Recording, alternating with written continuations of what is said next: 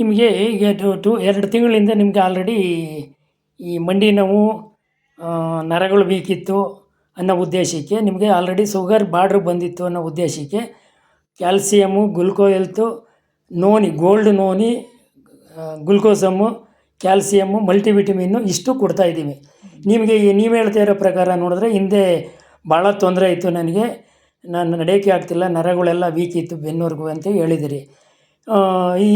ಈ ಪ್ರಾಡಕ್ಟ್ ಎಲ್ಲ, ನಮ್ಮ ಮೋದಿ ಕೇರ್ ಪ್ರಾಡಕ್ಟ್ ಎಲ್ಲ ತಗೊಂಡ್ಮೇಲೆ ನಮ್ಗೆ ಭಾಳ ಚೆನ್ನಾಗಾಗಿದೆ, ಅನುಕೂಲ ಆಗಿದೆ ಅಂತ ನೀವು ನಿಮ್ಮ ಅನಿಸಿಕೆ ಹೇಳ್ತಾಯಿದ್ರಿ.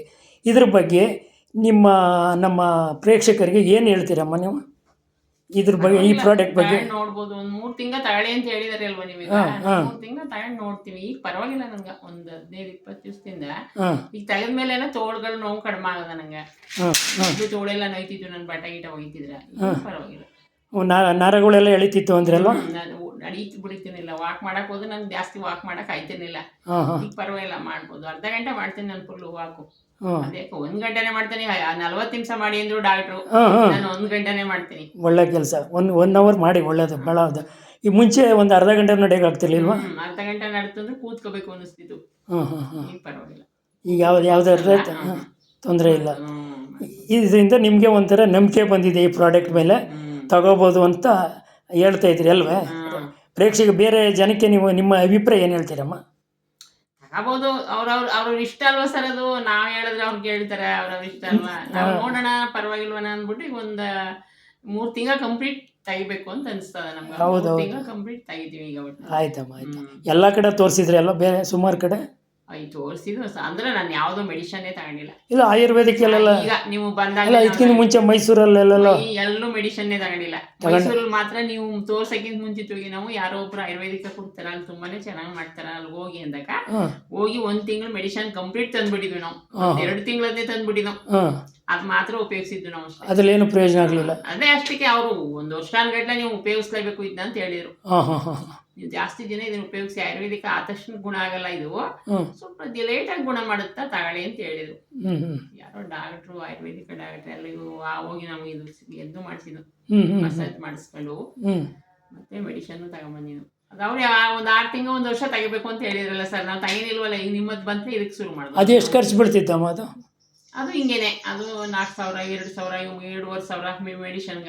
ಒಂದ್ಸರಿ 2,500 ಆಗಿತ್ತು. ಅದು 20 ಚಿಂಕೆಯ, ಅದು ಅಷ್ಟೇ ಕಾಸ್ಟ್ಲಿನಿ. ಅದು 20 ದಿವಸಕ್ಕೆ 4,000 ರೂಪಾಯಿ ಮೆಡಿಸನ್ ಬರ್ದಿದ್ರು. ನೀವು ಅಲ್ಲಿಗೆ ಹೋಗ್ಬೇಕಾಗಿತ್ತು? ಇಲ್ಲ, ಮೆಡಿಸನ್ ತರಿಸ್ಕೊತಿದ್ವು ನಾವು. ತೋರ್ಸಕ್ಕ 2 ತಿಂಗಳು 3 ತಿಂಗಳು ಬಂದು ಚೆಕಪ್ ಮಾಡಿಸಿ ಅಂತ ಹೇಳಿದ್ರು. ಅದಕ್ಕೆ ಎಷ್ಟು ಚಾರ್ಜ್ ಮಾಡ್ತೀರಮ್ಮ? ಅವ್ನು ಡಾಕ್ಟ್ರು 500 ರೂಪಾಯಿ ತಗೊಳ್ತೀವಿ. 500 ರೂಪಾಯಿ ತಗೊಳ್ತೀವಿ.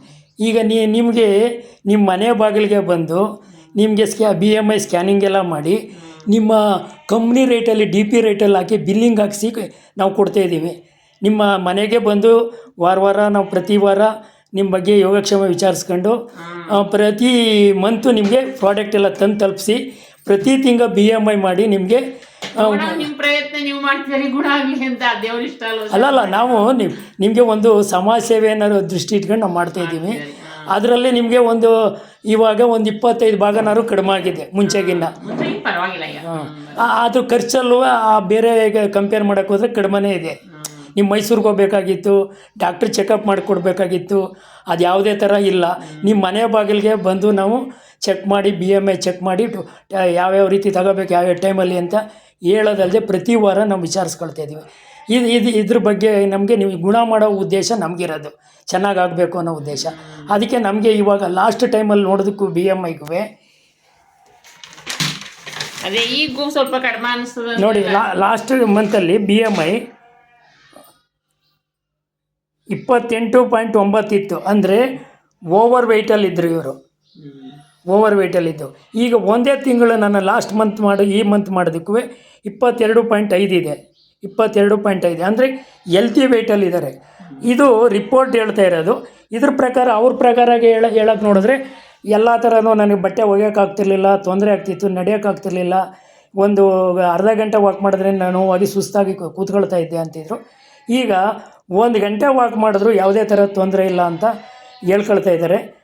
ನಮ್ಮ ಪ್ರಾಡಕ್ಟ್ ಮೋದಿ ಕೇರ್ ಪ್ರಾಡಕ್ಟ್ ಕೊಟ್ಟು ನಮಗೆ ಭಾಳ ಖುಷಿಯಾಗಿ, ನಮಗೆ ಒಂದು ಸಂತೋಷ ಆಗ್ತಾಯಿತ್ತು.